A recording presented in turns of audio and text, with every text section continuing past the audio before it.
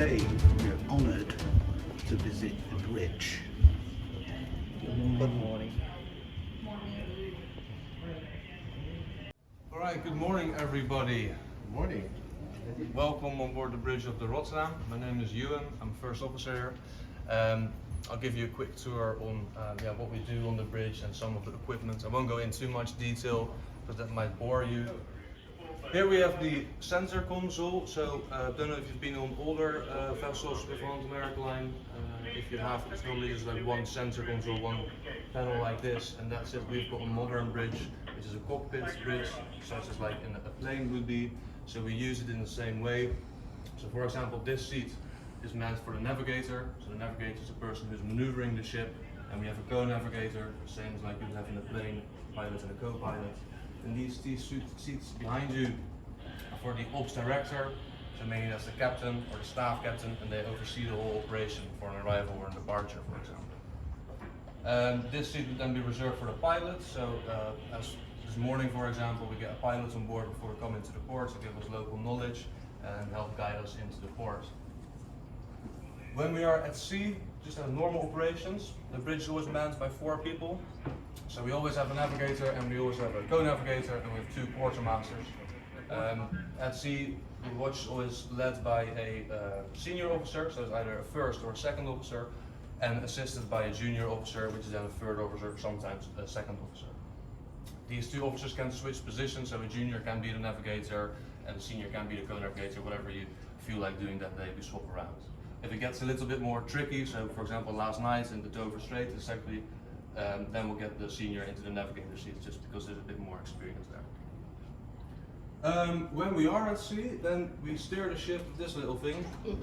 This is the joystick, that's where we navigate on mainly. So it's very small and it moves this 300-meter ship weighing over 100,000 tons just by that little thing.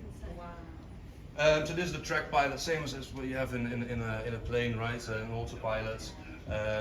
We mainly sail on this. Then if we would go into port, we go to hand steering, and this will then be done by one of the quartermasters.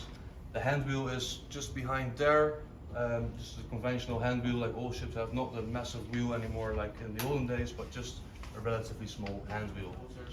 I myself did arrival this morning, so as soon as we came through the breakwaters, then we switched from hand steering to Azimon mode. Azimon mode is where we can individually operate our propellers.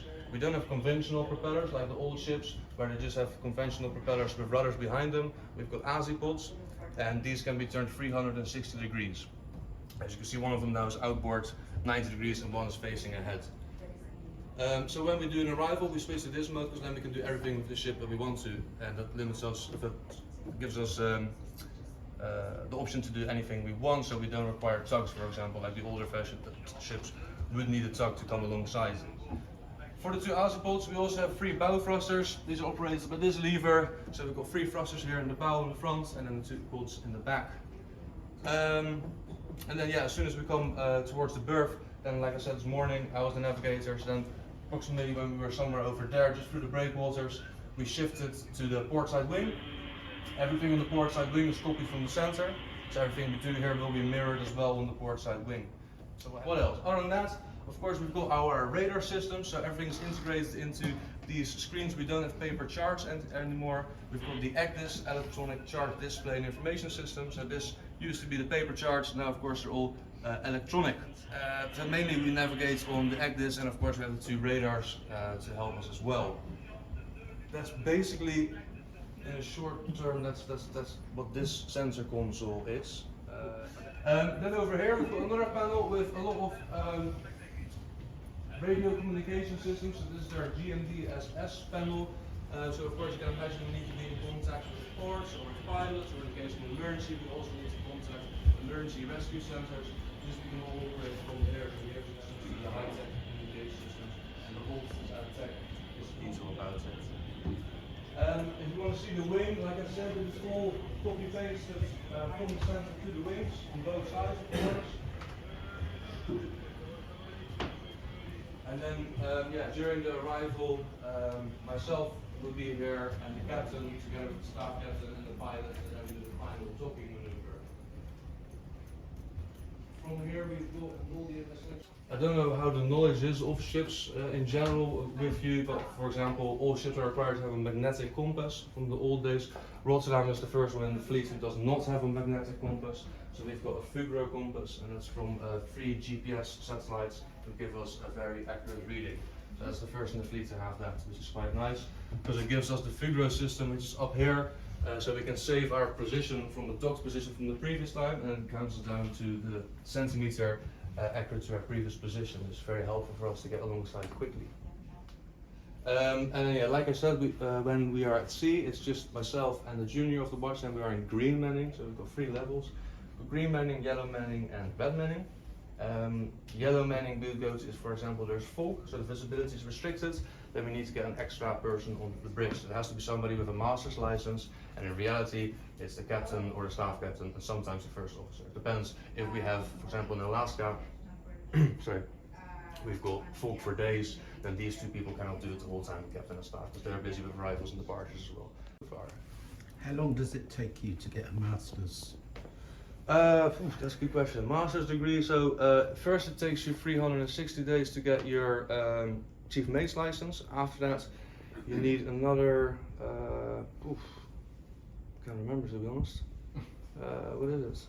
It's a good 3 year sailing time you need, actual sea days, so not days that you're in function, but actual days at sea. I think it's something like, I can't remember, but I think it takes us 3 years, so say a year and a half actual sea time is what it is, approximately. This is what we call the safety center.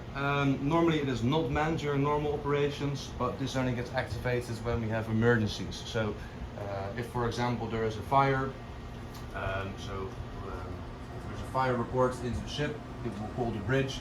Then we are aware of the fire. If the fire cannot be extinguished by the first responder and it elevates to a bigger scenario, then the safety center will be activated. This will be manned by the staff captain, myself in the beginning part. The captain will be here as well, of course, to give advice. But what we can do from here is with the SMCS system, what this is called, we can go to any place in the ship. We can access CCTV for the troubled area.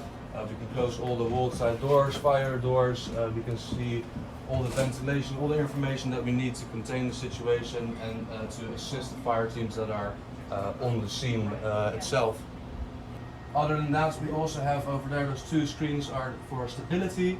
So in the event that we are making water and there's a chance that we might sink, those computers will help us, giving us an estimate on how long we can last. So we can fill in which compartments, for example, are flooded, and it will give us a timeline of what will happen with the ship as we progress. So it gives us an idea if we have 2 hours, 5 hours, or minutes in the worst case scenario.